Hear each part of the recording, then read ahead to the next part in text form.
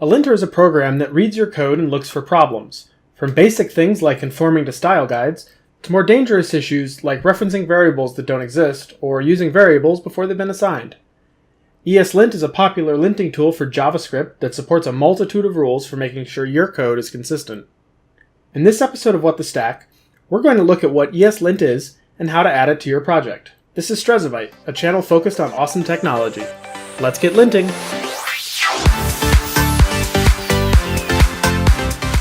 eslint is a static analysis tool that parses your code and looks for problems using a list of rules. You decide which rules it should care about by adding them to an eslint.rc file for your project.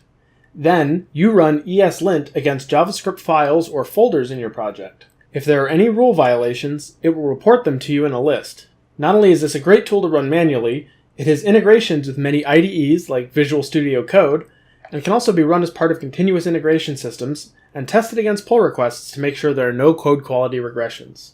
And there are tons of rules you can add, all listed on the rules page of the eslint website, which will be linked in the description below. You can guard against common programmer errors, like not allowing unreachable code and not allowing use of variables until they're assigned.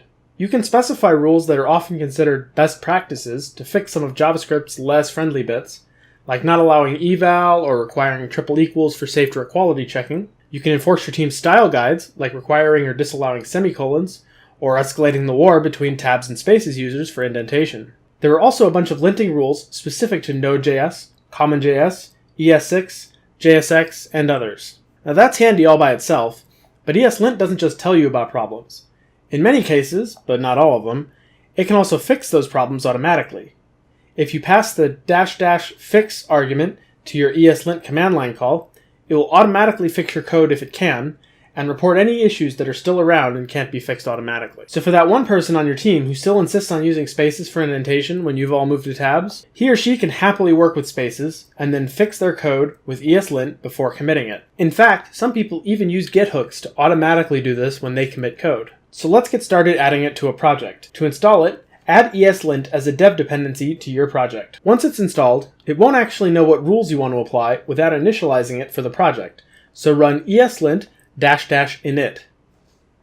You'll have a number of different options, like using a preset list of rules, answering a few questions about your style, or even inferring rules based on your existing JavaScript code. This will create a .eslint.rc file in your project, which you should add to your version control.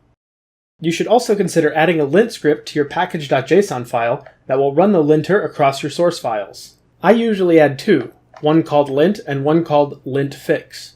I also recommend adding it as a pre-commit hook to your Git repository, using packages like precommit or husky to add the integration automatically. Again, links in the description below. This will make sure that you don't commit stuff accidentally that breaks your style guide or coding conventions. At this point, if you run the linter on any decent-sized codebase, you'll probably see a lot of problems. Obviously, you can run the fix command on them, and it'll fix some of them, but probably not all. Fortunately, you're not the only one to have this problem, and other people have come up with great approaches for this. You can add the lint staged package as a dev dependency, which will run your linter, but only on files that have changed as part of your current commit. You can then hook into that with the pre-commit package. This will help you get your codebase into ship shape gradually over time. You might even find some little bugs lingering in your code that can get fixed by adding it. So eslint is a great tool, and it's the one that I use in my projects, but it's not the only linting tool out there. Some of the other ones you can try are JSHint, Prettier, Clinton, and Standard. JSHint was popular before eslint came out, but hasn't had much maintenance recently. Prettier is more focused on style than code quality, and favors rewriting your code entirely to conform to a style, which can make things easier if you're working in a large codebase. But it doesn't do anything about programmer errors. Standard is great if you just want to have what is largely considered to be best practice, as there is no configuration. You just get what they give you, for better or for worse. Clinton is very similar in concept and execution to eslint, and if you're working with TypeScript, you can also check out teslint, which supports most eslint rules either natively or through community plugins. It helps you enforce consistent code style rules and does static analysis of your code to prevent bugs from hitting production. It works with your tools, and you can deeply integrate it into your workflow through IDE and CI support.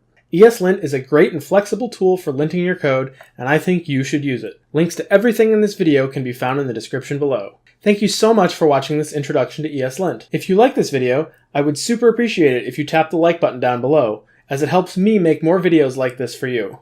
Also, please consider subscribing, and I'll bring you more tech-focused videos on programming, as well as stuff like building PCs, working on servers, setting up home automation, learning how apps work, and more.